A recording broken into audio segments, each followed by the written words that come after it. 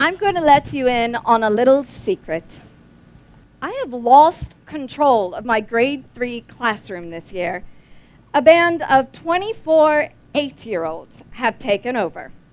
It all began when we took on a project in which we've been studying happiness with the same vigor that we use for studying other key subjects like reading, writing, and math. They've entitled the project Happiness 101, and our big guiding question has been, what happens when children learn the habits of happiness and then practice them every day?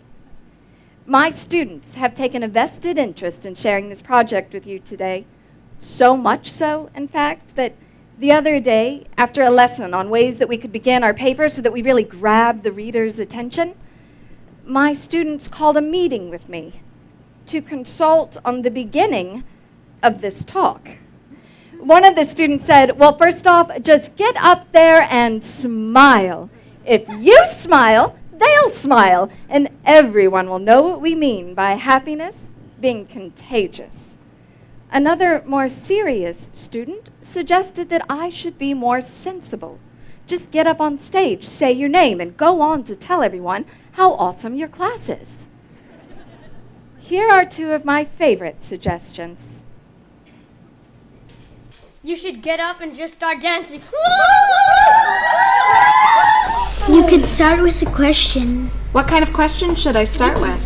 Like, do you want to know how to be happy? Manon asks a very important question there that gets to the heart of what I want to talk with you about today. Do you know how to be happy? This was a question that I began to ask myself about 8 years ago when I was living and working on a refugee camp in Ghana, West Africa. Conditions on the camp were challenging.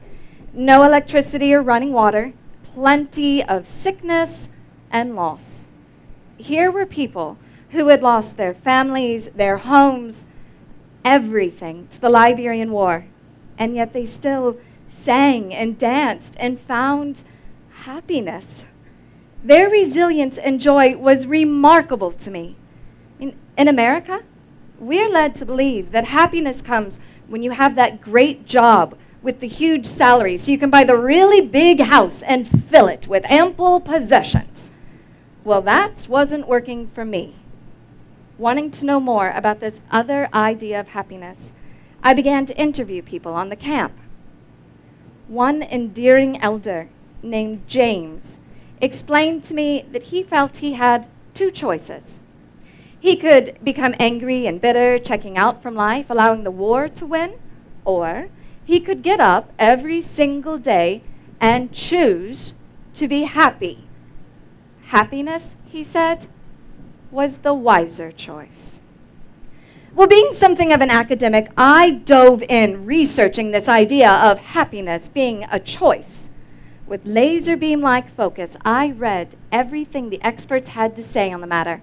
And following the advice of these happiness gurus, I increased my yoga practice, meditated, focused on the positive.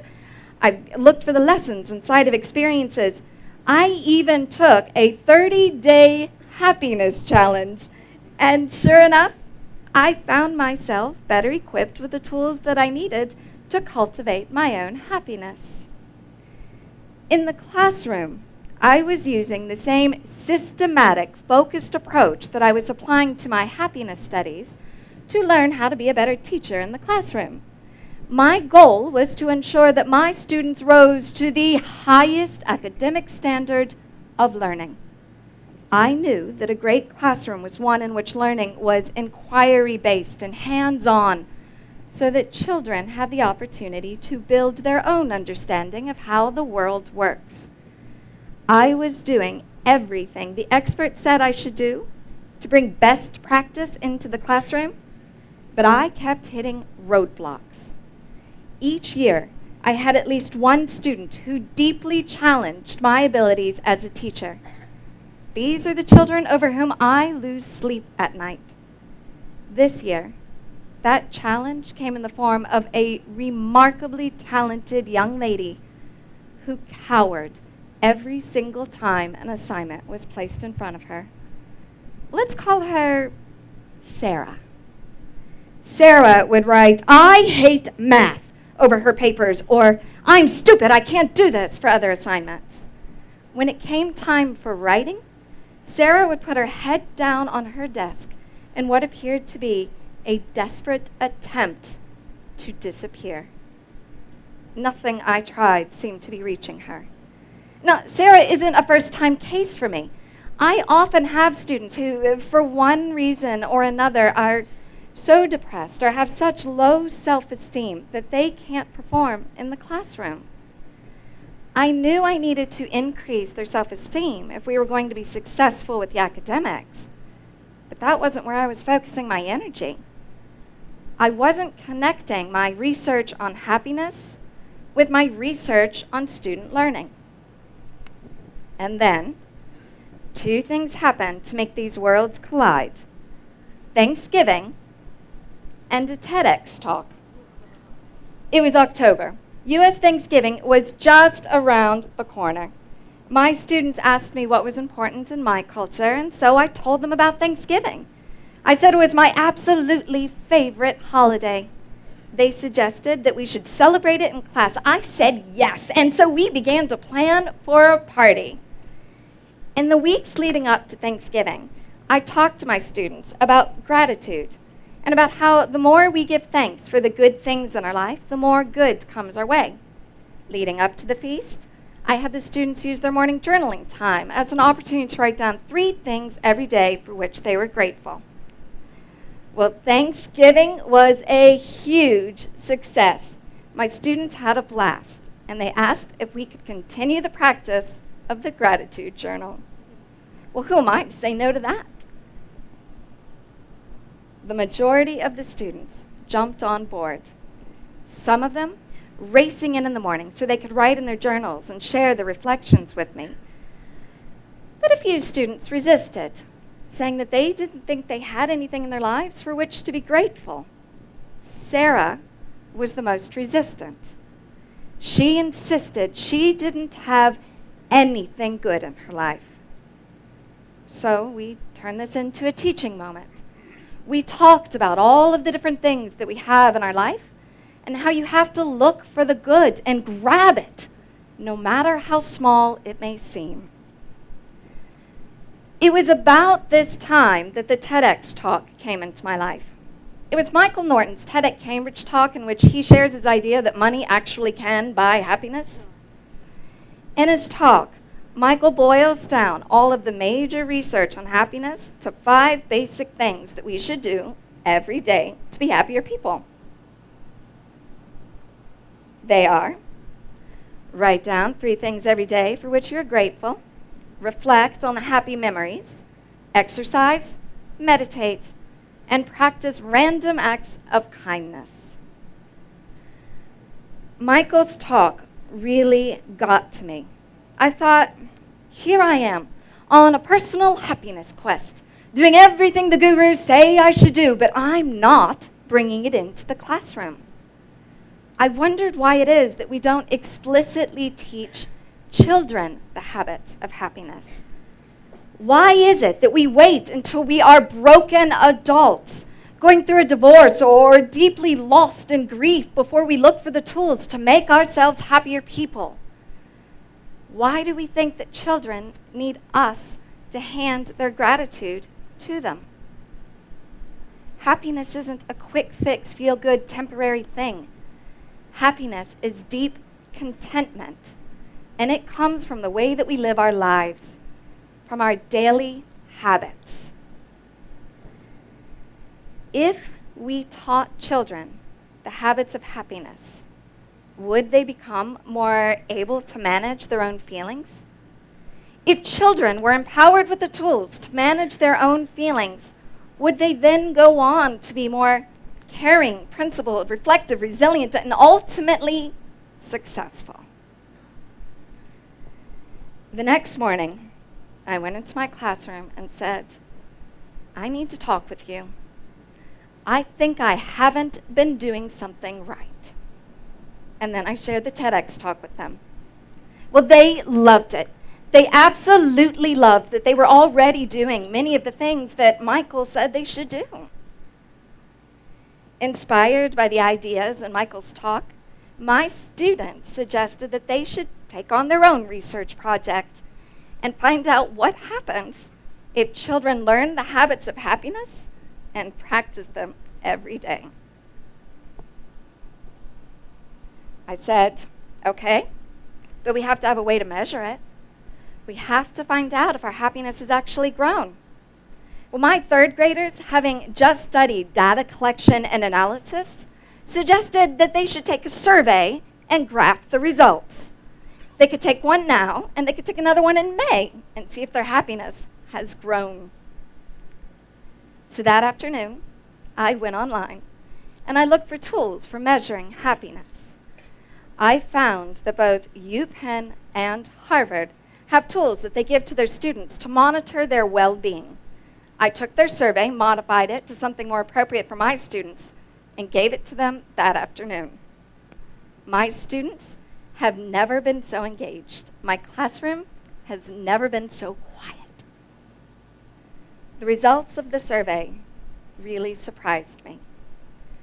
In an overall tally, 8 out of 24 of my children reported that they don't consider themselves to be happy. This project suddenly seemed to be way more important than I originally thought it was going to be. When I talk to people about the idea for Happiness 101, most people share with me that they believe children are inherently happy. It is believed that over time we forget how to be happy, but recent data does not support this assumption. According to studies conducted by the UN and national councils in South Korea, Japan, the US, UK, New Zealand, and France, data is showing us that debilitating depression amongst youth is on an incline, leading to increased rates in youth suicide across the globe. This data is consistent with my experience in the classroom. I often have students who will say that mixed with what already is happening in their classroom, they feel so much pressure to perform, pressure to be in all of these after-school activities, pressure to be the best, pressure to go on to get into the best schools. Well, this full schedule and all this pressure, they tell me, is making them feel stressed out. Well, in my book, stressed out does not equal happiness. When I look at the data that's showing the increased rate in youth depression and suicide that's happening across the globe, I see that we are on a fast-speed train moving towards a very serious problem that must be addressed. I am more and more convinced that throughout a child's educational development, it is crucial that we empower them with the tools that they need to manage their own happiness. So, our classroom has become a scientific lab for developing the most effective happiness studies program for other children to follow. We've gone beyond the 5 habits. Our research has grown to include looking at how we can be kind to ourselves and others, what it means to be focusing on our strengths so that we can be in our flow, and how we can have a positive impact on our community. My students have taken action with their learning by writing an article now published in the Huffington Post. They've been teaching other classes about happiness. They started an after-school bliss club, and they've been spreading the happiness vibe throughout the school by doing more and more deeds of kindness. Their happiness is spreading forward, impacting the lives of others.